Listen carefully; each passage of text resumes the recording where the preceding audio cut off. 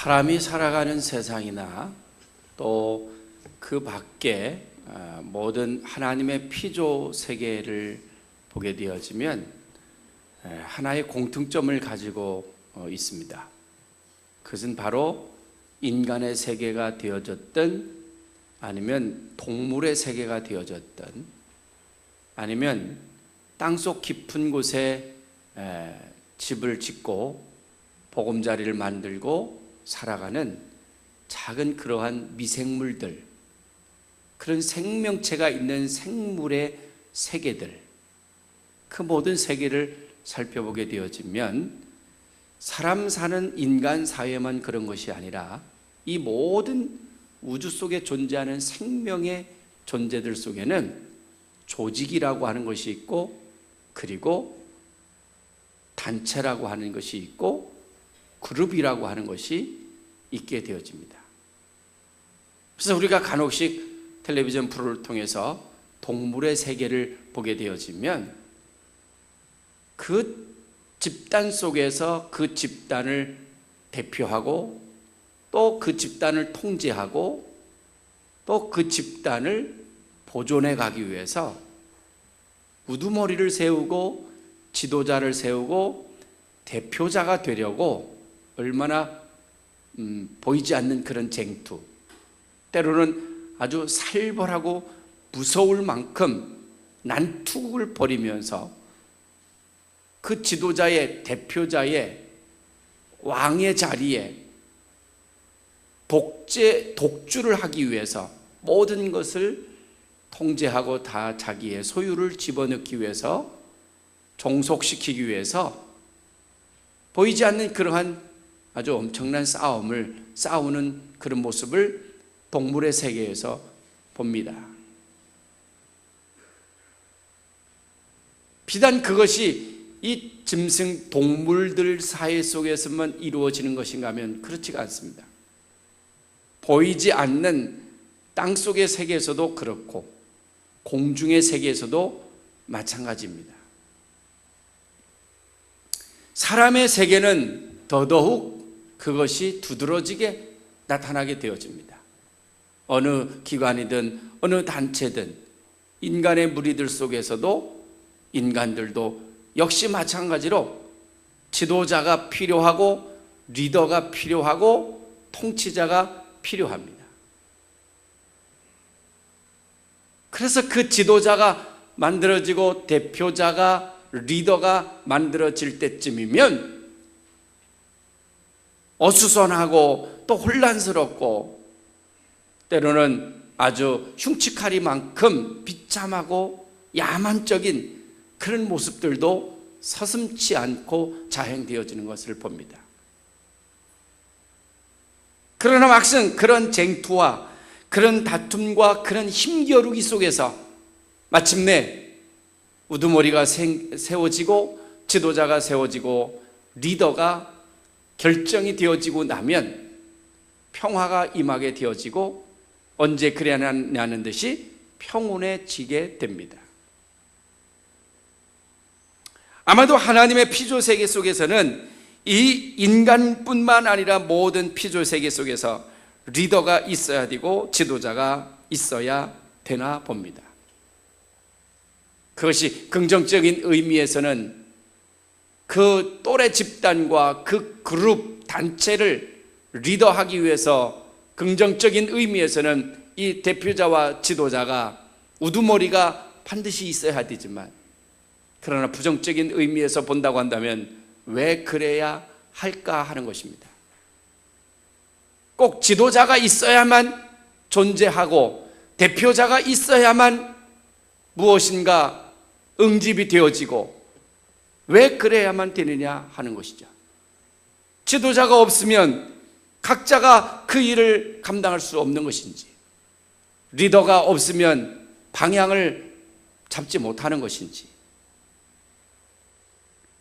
사사기 9장 7절 이하 15절까지의 말씀에 보면 이와 같은 이야기가 나와 있습니다. 숲속에 왕을 세우기를 원했습니다. 어느 한 숲에서 숲속에 왕을 세우기를 원했습니다. 그래서 숲에 있는 생명체들이 우리의 숲을 지키고 우리의 숲을 보존하고 또 이끌어갈 그런 왕을 세웠으면 좋겠다.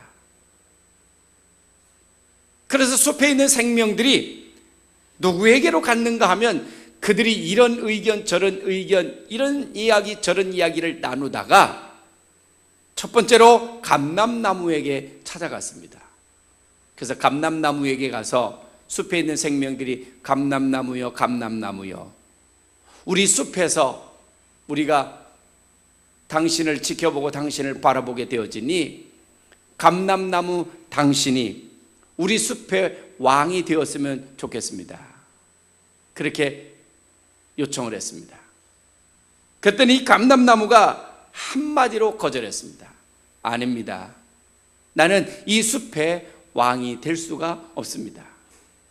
이유인즉 내가 이 숲의 왕이 될 수 없는 것은 나는 본래 하나님으로부터 기름을 부여받았으니 나로 말미암아 생산되어지는 그 기름은 사람들이 얼마나 행복해하고 좋아하는지, 이 감람나무의 열매, 우리가 잘 알고 있는 올리브 열매를 말합니다. 그것은 기름을 짜서 의료용으로 쓰기도 하고 사람들이 식용으로 사용하기도 합니다. 뿐만 아니라 이 감람나무 기름은 향이 좋기로 소문이 나 있습니다. 그래서 이 감람나무 기름은 하나님의 성전에 불을 밝히는데 아주 유용하게 사용되어지는 하나님 성전의 등불에 쓰여지는 것이 바로 이 감람나무 기름이에요. 그래서 감람나무는 숲에 있는 생명들이 왕이 되어달라고 말하는 그 간청을 한마디로 거절하면서 나는 이것이 좋기에, 나는 이 일이 내 일이기에 내가 어찌 이 일을 버리고 너희들의 왕이 될 수 있겠느냐, 나는 왕이 될 수 없다, 그렇게 거절합니다. 숲의 생명들은 두 번째로 무화과 나무에게 갔습니다. 무화과 나무에게 가서 똑같이 말합니다. 우리 숲의 대표자가 되어주고 우리 숲의 왕이 되고 우리 숲의 임금이 되었으면 좋겠습니다. 그랬더니 감람나무는 어떤 이유로 왕이 될 것을 거절했는가 하면 나는 나의 열매로 말미암아 사람들을 얼마나 행복하게 해주고 있는지, 내가 이 좋은 일이 있음에 불구하고 내가 어찌 이 일을 버리고 너희들의 왕이 될 수 있겠느냐, 그렇게 말합니다. 그러면서 감람나무도 무화과 나무도 역시 감람나무처럼 왕이 될 것을 한마디로 거절했습니다. 감람나무뿐만 아니라 이 무화과 나무의 열매, 이스라엘 역사에 이스라엘 사람들 가운데 여러분 축복으로 상징되어지는 그런 나무가 바로 이 무화과 나무입니다. 우리 주변에서도 무화과 나무를 봅니다마는 우리 주변에 있는 무화과 나무는 얼마나 그 키가 작습니까? 그런데 이 이스라엘과 중동 지역에 있는 무화과 나무는 그 키가 자라게 되어지고 다 왕성하게 되어지면 동구밖에 여러분 느티나무 못지않게 그렇게 나무가 큽니다. 그리고 이 무화과 나무는 1년에 반드시 2번 추수를 할 수 있게 되어지니 봄과 가을에 추수를 하게 되어지는데, 무화과 열매를 여러분 드셔보신 분들은 아시겠습니다마는 그 모양이 마치 꿀단지 같이 생겼습니다. 호로병 같이 생겼습니다. 그리고 그 속에 들어있는 그 단맛은 얼마나 단지, 그 무화과 벌겋게 속이 꽉 찬 그 열매를 입에 넣고 한 입 깨물게 되어지면 마치 꿀단지가 터지는 것처럼 그렇게 단맛이 풍부한 것이 바로 이 무화과 열매입니다. 그래서 무사람들은 이 무화과 열매를 일컬어서 꿀단지 같다 그러겠습니다. 지난주에 이어서 올해도 또 꿀 얘기에 이번 주도 꿀을 바르시고 오신 것 같아요. 무화과 나무 열매가 얼마나 달콤하고 단맛이 여러분 풍성한지 꿀단지 같다, 꿀단지 같다 그래서 아멘 하실 때까지 꿀단지 같다. 뭐가 꿀단지 같다고요? 무화과 열매가 꿀단지 같다. 그래서 무화과 나무는 이 숲의 생명들에게 그렇게 말하는 거예요. 이렇게 사람들을 행복하게 만들고 나의 이 단맛을 따라올 자가 없는데 하나님은 나에게 이 단맛을 주셨는데 내가 어찌 이것을 버리고 이 좋은 것을 버리고 내가 너희의 임금이 되고 왕이 되겠느냐. 나는 이것이 좋기에 나는 너희에게 왕이 될 수 없다. 숲의 생명체들은 포도나무에게 갔습니다. 포도나무의 열매가 얼마나 풍성합니까? 포도나무 열매 역시 여러분 축복의 상징입니다. 포도나무에게 가서 포도나무여 포도나무여 우리 숲의 임금이 되고 우리 숲의 왕이 되어 주십시오. 그렇게 말했더니 포도나무도 역시 한마디로 거절합니다. 포도나무는 뭐라고 거절을 했는가 하면 나는 해마다 새롭게 맺어지는 그 포도송이 포도 열매로 말미암아 해마다 새로운 포도주를 만들어서 그 포도주로 사람들을 얼마나 즐겁고 얼마나 사람들을 행복하게 해주는지 뿐만 아니라 나의 그 새 포도즙은 나의 새로운 만들어진 그 새 포도주는 하나님의 성전의 제물로 사용되어지고 제물로 드려지니 내가 어찌 이 좋은 것을 버리고 너희들에게 임금이 되고 왕이 될 수 있겠느냐. 나는 이것보다 더 좋은 것이 없으니 난 너희들의 왕이 될 수 없다 라고 하며 포도나무도 역시 거절했습니다. 마지막으로 숲의 생명들은 어디로 갔는가 하면 가시나무에게 갔습니다. 가시나무에게 가서 우리의 왕이 되어달라 그렇게 말하니까 가시나무는 이렇게 말합니다. 그래 좋다. 너희들이 원한다면 내가 이 숲의 왕이 되어주겠다. 그러나 만일 너희가 내 뜻대로 내 말대로 내가 하라는 대로 따르지 않으면 나는 나에게서 너희에게 가시를 내어서 너희를 찔리게 할 것이며 나는 나에게서 불을 내뱉어 너희들을 다 살라버리겠다. 가시나무가 그렇게 말합니다. 뜨끔하는 얘기 아닙니까? 하나님은 이 말씀을 통해서 우리에게 무엇을 말씀하시고자 하시는 거겠습니까? 감람나무, 무화과나무, 포도나무, 가시나무 모두가 다 각자 자기의 역할과 자기의 본래의 사명이 있습니다. 사무엘상 16장 1절 이하의 말씀에 보면 하나님께서 이스라엘의 왕을 세우시려고 선지자 사무엘에게 하나님 말씀하셨습니다. 사무엘아 사무엘아 이 나라 이 백성을 이끌어갈 나의 백성을 이끌어갈 지도자를 내가 세워야 되겠구나. 그러면서 선지자 사무엘에게 기름을 준비하라고 말씀하십니다. 그 기름이 바로 앞에서 말씀을 드린 이 감람나무 기름이에요. 이스라엘 사람들은 왕을 세우고 임금을 세울 때 하나님께서 세우시게 되어지는데 하나님은 누구를 통해서 세우는가 하면 바로 선지자들을 통해서 세우셨습니다. 그래서 사무엘이라고 하는 선지자에게 하나님이 말씀하셔서 기름을 준비케 하시고 사무엘에게 말씀하시기를 너는 이새의 집으로 가거라. 하나님이 그렇게 명령하십니다. 기름을 준비하여 이새의 집으로 가보게 되어지니 이새의 집에 아들이 몇 명이 있었는지 아시는 분? 몇 명이 있었을까요? 몇 명이 있었을까요? 알고 있는 문제인데 이렇게 물으면 다 망설여. 7명인가? 8명이었나? 1명이었나? 이새에게 아들이 10명이었나? 이새에게 아들이 8명 있었어요. 몇 명 있었다고요? 8명. 잊어버리지 마세요. 네. 권사님 특별히 잊어버리시면 안 돼요. 또 천국 문에 가서 또 베드로가 시험 볼 때 그거 문제 나오면 못 맞추면 큰일 나셔. 네. 이새에게 아들이 몇 명 있었다고요? 8명 있었어요. 그래서 하나님은 이 사무엘에게 이새의 집으로 가거라. 이새의 아들 가운데 내가 이스라엘의 왕을 거기서 택하고 거기서 세우겠노라. 그래서 사무엘이 기름을 준비하여 이새의 집으로 갔습니다. 사람들은 생각합니다. 이새의 집에 8명의 아들이 있으니 유대인의 생활과 유대인의 문화와 유대인의 관습 속에서 생각하게 되어지면 두말할 것도 없이 첫째 아들이 왕이 될 줄로 알았습니다.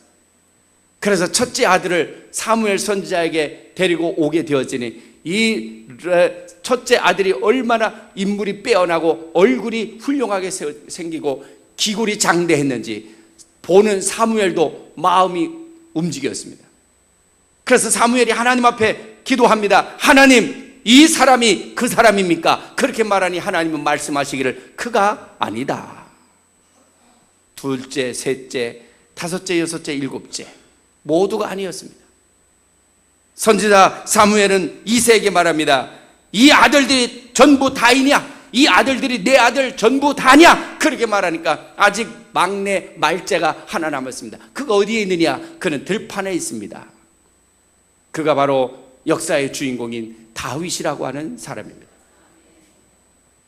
다윗은 광야에 나가서 들판에서 아버지의 가축대와 아버지의 양떼들을 돌보면서 그렇게 지내고 있었던 것입니다. 다윗의 형들은 첫째부터 일곱째는 아버지의 집에서 아버지의 곁에서 좋은 옷을 입으며 아버지의 재산 속에서 아버지의 보살핌으로 호의호식하고 있는 그 시간에 어린 다윗, 막내인 말째인 이 어린 다윗은 광야에서 들판에서 아버지를 대신하여 아버지의 가축대를 돌보면서 그곳에 머물러오고 있었던 것입니다. 선지자 사무엘은 이사야에게 그 말째, 그 막내, 그 아들을 내게 속히 데리고 와라. 그가 이곳에 올 때까지 나는 먹지도 않을 것이며 나는 마실 수도 없다. 그래서 긴박하게 다윗을 불러왔습니다. 집으로 돌아오는 다윗의 모습을 보게 되어지니 그 몰골이 참으로 볼만했습니다. 첫째 아들은 키도 크고 얼굴도 잘나고 머리에 기름기가 흐르고 얼굴에 빛이 나고 윤택이 흘렀습니다. 그런데 다윗은 그 광야에서 가축들을 돌보느라고 옷은 누더기로 갈기갈기 찢겨져 있고 가축들과 함께 있게 되어지니 그 냄새가 그 옷에 다 배었고 머리는 산발을 했고 얼굴과 손은 언제 씻었는지 모를 정도로 그 광야에서 무슨 물이 그리 많아서 깨끗하게 세수를 하고 여러분 손을 씻고 발을 닦고 있었겠습니까? 어린 다윗은 냄새나고 볼 것이 하나도 없었습니다. 그런데 그 다윗이 사무엘 앞에 올 때 하나님은 사무엘에게 하늘로부터 음성을 들려주시고 말씀하시기를 사무엘이 하나님 앞에 묻기도 전에 하나님이 먼저 사무엘에게 말씀하기를 그가 그 사람이다. 이 다윗이 내가 택한 사람이며 다윗이 내 마음에 합한 자이며 내 마음에 기쁨을 얻은 자이니라. 할렐루야. 그렇게 하나님이 응답해 주시는 거예요. 그러면서 하나님은 사무엘에게 사무엘아 그 기름병을 열어서 이 다윗의 머리에 기름을 부으라. 할렐루야. 하나님 말씀합니다. 너희 사람은 사람을 볼 때 외모를 보고 판단하지만 나 여호와는 속 중심을 속 마음을 보느니라. 꾀죄죄하고 볼품없고 냄새나고 너덜너덜 그러한 거적대기 같은 옷을 입고 머리는 산발을 하고 키도 작고 얼굴도 빼어나지 않고 그런 모습에 있었지만 다윗은 하나님을 기쁘시게 하는 자였고 하나님의 마음에 합한 사람이었습니다. 어느 날 예수님께서 산에 올라서 주님께서 원하시는 자들을 부르셨습니다. 여기 원하는 자들을 불렀다는 말은 예수님의 제자를 불렀다는 말입니다. 예수님께 그 제자를 부르시니 예수님 앞에 나온 사람들이 모두 12명이었습니다. 우리가 잘 알고 있는 대로 베드로를 중심으로 해서 야고보와 요한과 예수님의 부름을 받은 12제자들이 예수님 앞으로 나왔습니다. 예수님의 12제자들도 살펴보게 되어지면 여러분 참 볼품없는 그런 사람들이었습니다. 자랑할 것이 없고 내놓을 만한 것이 없는 그런 사람들이 예수님의 제자들이었습니다. 그래서 당시에 예수님을 비롯해서 예수님이 함께 데리고 다니는 그 12명의 제자들을 보면서 당시에 기회 세력이 있고 권세가 있고 힘이 있는 그런 지도자들을 대제사장과 사두개인과 바리새인들이 예수님과 12제자들을 바라보면서 얼마나 조롱하고 비웃었는지 마치 거짓대들과 같다고 했습니다. 예수님은 거짓대 두목 같고 예수님의 12제자들은 거지들이나 다를 바 없는 거름뱅이들처럼 그렇게 비웃으며 비아냥거리며 조롱했습니다. 어부 출신에 그저 문 밖에서 세금이나 거두드리는 그런 세리, 배운 것도 없고 자랑할 만한 것도 없고 신분도 높지 않고 가문도 빼어나지도 못한 그런 너덜너덜한 예수님의 12 제자들이었다는 말입니다. 그래서 바리새인들과 사두개인들과 대제사장들은 그런 예수님과 12 제자들을 보면서 참으로 입에 담지 못할 정도로 비웃고 조롱하고 비웃었습니다. 그러나 놀라운 것은 그 보잘것없는 외형적으로 볼품없는 예수님의 12 제자는 인류 역사를 바꾸어 놓았고, 할렐루야, 예수 그리스도는 세계의 역사를 바꾸어 놓은 그러한 역사의 주인공들이 다 된 줄로 믿으시길 축원합니다. 오늘도 하나님은 이 교회와 그리고 세상을 지금 이 시대를 이끌어가기 위하여 마치 다윗을 선택하는 것처럼 예수님의 12 제자를 부르시는 것처럼 오늘도 하나님은 하나님이 필요로 하시는 일꾼을 부르시고 하나님의 사람들을 세워가시는 줄로 믿으시기를 축원합니다. 하나님 앞에 신실한 일꾼으로 우리가 부름을 받고 하나님 앞에 신실한 일꾼이 되려면 첫째, 사명을 잘 아는 사람이어야 합니다. 사명을 잘 알아야 하나님 앞에 신실한 일꾼이 될 수 있습니다. 감람나무가 왜 임금이 되는 것을 버렸겠습니까? 무화과 나무가 그들의 왕이 되는 것을 왜 마다했겠습니까? 그들은 그들에게 주어진 사명이 무엇인지를 분명히 알았기에 감람나무는 기름으로 만족했고 무화과 나무는 열매로 만족했고 포도나무는 주의 제단에 제물로 드려지는 것을 만족해하면서 그들은 그들의 본래의 의무와 본래의 사명을 분명히 알고 있었던 것입니다.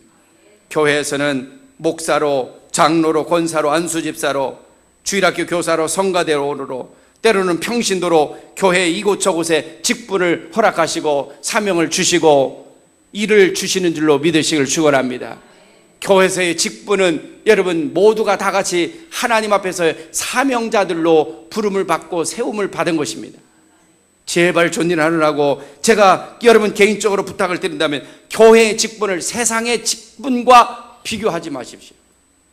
세상에서 회사나 아니면 관공서나 인간 세상에서 존재하는 그 계급 사이 속에서 존재하는 그 의식을 가지고 교회에서도 똑같이 생각합니다.